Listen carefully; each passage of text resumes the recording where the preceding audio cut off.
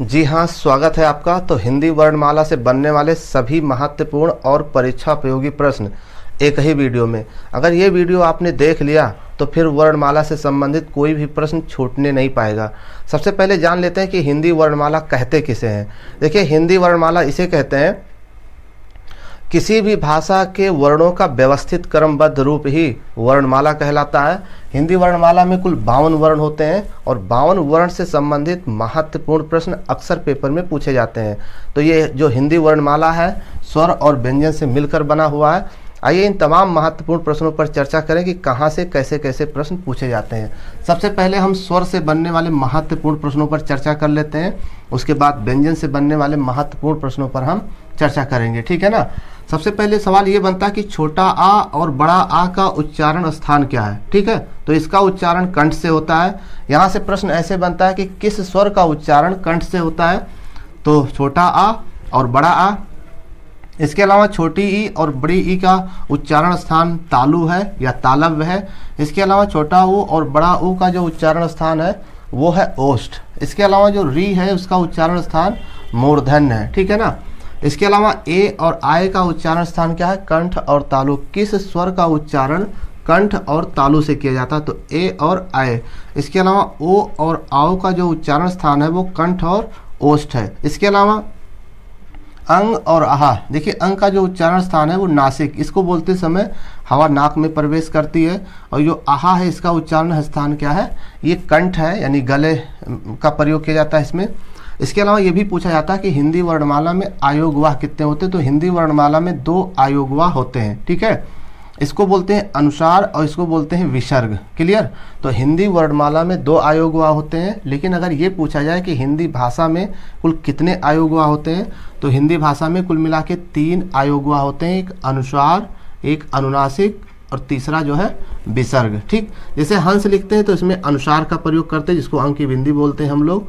अनुनासिक में चंद्र बिंदी का प्रयोग किया जाता है और विसर्ग में ये आप देख पा रहे हैं 2 नुक्ता, ये आपका विसर्ग है। आयोगवाह कहते किसे हैं, जो ना स्वर में आए ना व्यंजन में आए उसे आयोगवाह कहा जाता है, ठीक है। तो यहाँ से बनने वाले सभी महत्वपूर्ण प्रश्न आपको मिल रहे होंगे। फिर देखते हैं, हम बात करते हैं का से लेकर के माँ तक। का से माँ तक कुल 25 व्यंजन होते हैं इसमें। इसको स्पर्श व्यंजन भी कहते हैं, इसको उदित व्यंजन के नाम से भी जाना जाता है। तो आइए देखते हैं कि यहाँ से कैसे कैसे प्रश्न बनते हैं पेपर में। सबसे पहले हम बात कर लेते हैं अल्प प्राण की, ठीक है ना। अल्प प्राण किसे कहते हैं, देखिए जिन वर्णों को बोलते समय मुख से कम वायु निकलती है उसको अल्प प्राण कहते हैं। जैसे का, चा, टा, ता, पा, इसको बोलते समय देखिए बहुत ज़्यादा जोर नहीं देना पड़ा, ठीक। महाप्राण उसे कहते हैं जिसको बोलते समय मुख से ज़्यादा वायु निकलती है। खा, छा, ठा, था, पा, ठिफा, इसको देखिए बोलते समय थोड़ा ज़्यादा जोर देना पड़ रहा है। का की अपेक्षा खा बोलते समय ज़्यादा ताकत की आवश्यकता होती है, इसीलिए इसको महाप्राण कहते हैं, ठीक है। तो हर वर्ग का पहला, तीसरा और 5वां क्या है, अल्प प्राण है। जबकि हर वर्ग का दूसरा और जो चौथा है वो क्या है, वो महाप्राण के अंतर्गत आता है। तो ये अक्सर पेपर में पूछा जाता है, इसको थोड़ा ध्यान से सुनिएगा। केवल एक बार सुन लीजिए बस, फिर पेपर में गलती आपसे नहीं होगी। फिर देखिए अघोष और अघोष, 2 चीज़ें दी गई है, हर वर्ग का पहला और दूसरा। अघोष वर्ण उसे कहते हैं जिसको बोलते समय जो है, जिसको बोलते समय नाक में कंपन ना हो, ठीक है, उसे अघोष वर्ण कहते हैं। जैसे का, खा, चा, छा, टा, ठा, ता, था, पा, फा, देखो इसको बोलते समय होता क्या है कि नाक में कंपन नहीं होता है। तो जिन वर्णों को बोलते समय नाक की घ्राण में कंपन ना हो उसे क्या कहेंगे, अघोष वर्ण कहेंगे। हर वर्ग का पहला और दूसरा अघोष है। अब बात करेंगे हम सघोष की। सघोष वर्ण देखिएगा कौन सा है, हर वर्ग का तीसरा, चौथा और 5वां क्या है, सघोष वर्ण है, ठीक है। सघोष वर्ण उसे कहते हैं जिन वर्णों को बोलते समय नाक में वायु प्रवेश करे, यानी कि नाक के घ्राण में कंपन हो, उसे सघोष वर्ण कहते हैं। जैसे गा, घा, अंगा, तो देखिएगा नाक के घ्राण में कंपन होता है, नाक में हवा प्रवेश कर रही है। जा, झा, या, डा, ढा, अड़ा, दा, धा, ना, बा, भा, मा, ये सभी सघोष वर्ण है। परीक्षा में पूछा जाता है कि कौन सा अघोष है, कौन सा सघोष है, ठीक है। तो यहाँ से ये क्लियर हो गया। इसके अलावा देखिएगा का, खा, गा, घा, अंगा, इसका उच्चारण स्थान पूछा जाता है तो कंठ, इसका प्रयोग गले में, इसको बोलते समय गले का प्रयोग किया जाता है। इसके अलावा कंठ में छोटा आ, बड़ा आ, हा और आहा भी कंठ वर्णों के अंतर्गत आता है। कंठ वर्णों की संख्या कुल 9 होती है, ठीक है ना। इसके अलावा चा, छा, जा, झा, इसका उच्चारण स्थान क्या है? तालु है। इसको बोलते समय जीभ तालु से टकराता है। इसके अलावा छोटी ई, बड़ी ई, या और सा भी तालु के अंतर्गत ही उच्चारण में प्रयोग किया जाता है, ठीक। इसके अलावा टा, ठा, डा, ढा, अड़ा, इसको बोलते समय जो है जीभ ऊपर जाके लड़ती है, इसको बोलते हैं मूर्धन, इसका उच्चारण मूर्धन्य से होता है। इसके अलावा री और सा का भी उच्चारण मूर्धन्य से ही होता है, ठीक। इसके अलावा ता, था, दा, धा, ना, इसका उच्चारण स्थान क्या है? यह है दंत, ठीक है ना। इसका उच्चारण दंत से किया जाता है। इसको बोलते समय जीभ दांत से टकराती है। इसके अलावा पा, फा, बा, भा, मा, इसका उच्चारण स्थान क्या है? ये ओष्ठ है, इसमें दोनों ओष्ठ आपस में टकराते हैं। इसके अलावा छोटा ऊ और बड़ा ऊ का भी उच्चारण स्थान ओष्ठ ही है। सबको एक जगह पे कर दिया गया है ताकि कम से कम समय में आपका ज़्यादा से ज़्यादा तैयारी हो सके, ठीक। इसके अलावा अब बात करते हैं हम यहाँ से भी बनने वाले महत्वपूर्ण प्रश्नों पे। अगर ये प्रश्न पूछा जाए कि का वर्ण के बाद क्या आता है, तो खा वर्ण, यानी वर्ण पूछा जाएगा तो एक के बाद आएगा, ठीक है। अगर वर्ग पूछा गया तो का वर्ग के बाद कौन सा वर्ग आएगा? चा वर्ग, यानी वर्ग का मतलब 5, एक जो है वर्ग में 5 होते हैं, ठीक है, वर्ण, ठीक। चा वर्ग के बाद में टा वर्ग, टा वर्ग के बाद में ता वर्ग के बाद में पा, तो इसलिए इसको कचट तप करके याद कर लीजिए तो गलती नहीं होगी। क्योंकि ऐसा भी पूछ लिया जाता है कि पा वर्ग के पहले कौन सा है? ता वर्ग के पहले टा वर्ग के पहले चा वर्ग, चा वर्ग के पहले का वर्ग, ठीक है। या फिर टा वर्ग के पहले कौन कौन सा वर्ग है? का और चा। टा वर्ग के बाद कौन कौन सा वर्ग है? ता और पा। तो इस तरीके से पूछा जाता है। फिर पूछा जाता है कि अगर चा वर्ण के बाद कौन सा वर्ण आएगा? तो छा वर्ण आएगा। लेकिन चा वर्ग के बाद कौन सा वर्ग आएगा? तो टा वर्ग आएगा। तो ये वाला कॉन्सेप्ट क्लियर हो गया होगा, अब गलती नहीं होनी चाहिए। अब बात करते हैं या, रा, ला, वा, इसको अंतस्थ व्यंजन कहते हैं। हिंदी वर्णमाला में कुल 4 अंतस्थ व्यंजन होते हैं, ठीक है ना। थोड़ा ध्यान से देखिएगा, यहाँ कई तरीके से प्रश्न बनते हैं, ठीक। या, रा, ला, वा, ठीक है, ये सघोष भी है और अल्प प्राण भी है, क्लियर, ठीक। इसके अलावा देखिए या को अर्ध स्वर भी कहते हैं, ठीक है। ऐसी ध्वन जो आधा स्वर हो आधा व्यंजन हो उसे अर्ध स्वर कहते हैं, तो या अर्ध स्वर भी है। रा से देखिए कौन कौन से प्रश्न बनते हैं। रा को वर्ष या दंत मूल वाला वर्ड भी कहा जाता है, क्योंकि इसका उच्चारण करने में जीभ दांत के निचले सिरे से टकराती है। इसके अलावा रा को जानते हैं कंपनजात, परकंपित वर्ण और लुंठित वर्ण भी कहते हैं, क्योंकि इसको बोलते समय ना जीभ जो है तालु से लुढ़क कर जो है लुढ़कता है, तो इसलिए इसको लुंठित वर्ण भी कहते हैं, ठीक है। इसके अलावा ला से देखिए क्या क्या प्रश्न बनता है। ला भी जो है इसको वर्ष या दंत मूल वर्ण भी कहा जाता है, क्योंकि इसको भी बोलते समय जीभ जीभ जो है दांत के निचले सिरे से टकराती है, ठीक। इसके अलावा ला को पार्श्विक वर्ण भी कहते हैं, ठीक, क्योंकि इसको बोलते समय ना जीभ मतलब जो हवा होती है वो जीभ के बगल से निकल जाती है, इसीलिए इसको पार्श्विक वर्ण भी कहते हैं।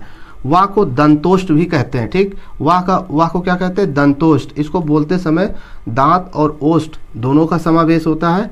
और वा को अर्ध स्वर भी कहते हैं, या और वा अर्ध स्वर है। ऐसी ध्वन जो कभी स्वर हो कभी व्यंजन उसे अर्ध स्वर कहते हैं। तो ये भी क्वेश्चन पूछा जाता है, एक ही लाइन में कई प्रश्न बन रहे हैं, थोड़ा ध्यान से। नेक्स्ट पॉइंट है देखिए शा, शा, शा, हा, ठीक है। इसको ऊष्म या संघर्षीय व्यंजन भी कहते हैं, ठीक है। इसको बोलते समय मुख से उष्मा निकलती है, ठीक। इसके अलावा ये भी पूछा जाता है कि ये कौन सा सा है, तो ये तलब्बी सा है। ये कौन सा सा है? ये मूर्धन्य सा है। ये कौन सा सा है? ये दंती सा है। इसके अलावा हा से भी कई प्रश्न बनते हैं कि हा क्या है, तो हा ये सघोष वर्ण है, ये महाप्राण भी है और इसको काकल्य वर्ण भी कहते हैं, क्योंकि इसको बोलते समय गले में कंपन होती है, ठीक है, इसीलिए इसको काकल्य वर्ण भी कहते हैं। इसके अलावा और भी इससे प्रश्न बनता है कि शा, शा, शा, ये जो है तलब्बी सा, मूर्धन्य सा और दंती सा, ये सभी अघोष है। यहाँ तक ध्यान रखिएगा, शा, शा, शा, ये अघोष भी है और ये महाप्राण भी है, ठीक, क्लियर। तलब्बी सा, मूर्धन्य सा, दंती सा, ये अघोष भी है और महाप्राण भी है, क्लियर। तो यहाँ से क्वेश्चन क्लियर हो गया होगा। ये देखिए सा जो है, सा, इसको वर्ष या दंत मूल वर्ण भी कहते हैं, क्योंकि इसको उच्चारण करते समय ना ये जो जीभ है वो दांत के निचले सिरे से टकराती है, इसलिए सा जो है वर्ष और दंत मूल के अंतर्गत भी आएगा। तो ये वाला कॉन्सेप्ट क्लियर हो गया। अब बात करते हैं छात्र ज्ञ श्रा, ठीक है ना। इसको संयुक्त व्यंजन बोलते हैं। हिंदी वर्णमाला में संयुक्त व्यंजनों की संख्या कुल होती है 4, ठीक है। संयुक्त व्यंजन क्यों कहते हैं? क्योंकि ये 2 वर्णों के मेल से बना होता है। आधा का और शा से मिलता है छा, आधा ता और रा से मिलकर के बनता है त्रा, आधा जा और या से मिलके बनता है ज्ञा, आधा शा और रा से मिलके बनता है श्रा, इसीलिए इसको बोलते हैं संयुक्त व्यंजन, ठीक है ना। इसके अलावा आप देख रहे होंगे ड़ा और हा, इसको बोलते हैं द्विगुण व्यंजन, इसी को संकर वर्ण भी कहते हैं, इसी को ताड़नजात वर्ण भी कहते हैं, इसी को उत्क्षिप्त व्यंजन भी कहते हैं। तो देखिएगा एक ही लाइन में 4-5 तरीके से प्रश्न बन रहे हैं, ठीक है। द्विगुण इसलिए कहते हैं क्योंकि इसका प्रयोग जो है 2 रूपों में किया जाता है। इसके अलावा देखिए ड़ा जो है क्या, ड़ा जो है ध्यान से सुनिएगा, ये मूर्धन्य भी है, ये सघोष भी है और ये अल्पप्राण भी है, क्लियर। इसके अलावा देखिए ड़ा लिखा हुआ है, ठीक है, ये मूर्धन्य भी है, ये सघोष भी है, लेकिन ये महाप्राण है, क्लियर। तो इसको यहाँ से क्लियर कर सकते हैं इस तरीके से। इसके अलावा एक चीज़ यहाँ देख पा रहे होंगे कि हिंदी वर्णमाला का जो है पंचम वर्ण क्या होता है, तो इसका उच्चारण नासिक से होता है। ये पंचम वर्ण है तो इसको बोलते हैं नासिक से। इसको बोलते समय जो है ईयर जो है नाक में प्रवेश करती है, इसीलिए इसको नासिक वर्ण के नाम से भी जाना जाता है। इसके अलावा हिंदी वर्णमाला में कुल वर्ण कितने होते हैं? 52, ठीक है। अगर पूछा जाए कैसे, तो छोटा आ से ले करके जो है ज्ञा तक 49 वर्ण होते हैं। 50वां वर्ण ये हो गया आपका स्रा, एक संयुक्त व्यंजन। 51वां वर्ण हो गया ड़ा, ठीक है, और 52वां वर्ण हो गया ढ़ा, ठीक है। तो ये आपका कुल मिलाकर के हिंदी वर्णमाला में 52 वर्ण होते हैं। 49 ज्ञा तक हो गया, एक संयुक्त व्यंजन और द्विगुण व्यंजन मिल करके टोटल 52 वर्ण हो जाते हैं। हिंदी वर्णमाला में कुल स्वर कितने होते हैं? 13 होते हैं। हिंदी वर्णमाला में व्यंजन कुल कितने होते हैं? 36 होते हैं। हिंदी वर्णमाला में मूल स्वर, जिसको हर्ष स्वर भी कहते हैं, एक मात्रिक स्वर भी कहते हैं और लघु वर्ण भी कहते हैं, इसकी संख्या कितनी होती है? तो 4 होती है। छोटा आ, छोटी ई, छोटा ऊ और री, क्लियर। इसके अलावा लेखन के आधार पर हिंदी वर्णमाला में कुल कितने वर्ण होते हैं? तो 52 वर्णों का प्रयोग किया जाता है। उच्चारण करते समय हिंदी वर्णमाला के कुल कितने वर्णों का उच्चारण करते हैं? तो 42 हो गया। इस तरीके से प्रश्न पूछेगा, जैसे जवाब देना है। उच्चारण के आधार पर कुल स्वर कितने होते हैं? तो कुल स्वर 10 होते हैं। और दीर्घ स्वरों की संख्या कितनी होती है? तो 7 होती है, जिसको द्विमात्रिक या गुरु वर्ण भी कहा जाता है। हिंदी वर्णमाला में मूल उच्चारण कितने होते हैं? तो जो मूल उच्चारण होते हैं वो 5 होते हैं। 5 यहाँ लिखा हुआ है, कंठ, तालव्य, मूर्धन्य, दंत और ओष्ठ। ये मूलतः जो है 5 उच्चारण होते हैं, ठीक है ना। इसके अलावा एक चीज़ यहाँ पर देख पा रहे होंगे, का के नीचे नुक्ता, गा के नीचे नुक्ता, जा के नीचे नुक्ता और फा के नीचे नुक्ता, ये सभी आगत ध्वनियाँ हैं, ठीक है ना। जो विदेशज, ये सभी आगत ध्वनियाँ हैं। पूछा जाता है गा का उच्चारण क्या है? तो ऊष्म व्यंजन के अंतर्गत इसका उच्चारण किया जाता है। और जा का उच्चारण क्या है? तो वर्ष और ऊष्म दोनों के अंतर्गत आते हैं। और दंतोष्ट, ये जो फा है, इसका उच्चारण दंतोष्ट के अंतर्गत किया जाता है। तो ये सभी आगत ध्वनियाँ हैं, यहाँ से भी प्रश्न बनते हैं, तो इसके लिए भी आप तैयार रहिए। तो ये हो गया हिंदी वर्णमाला से बनने वाले सभी महत्वपूर्ण प्रश्न, जो आपके पेपर के लिए बहुत उपयोगी है। धन्यवाद।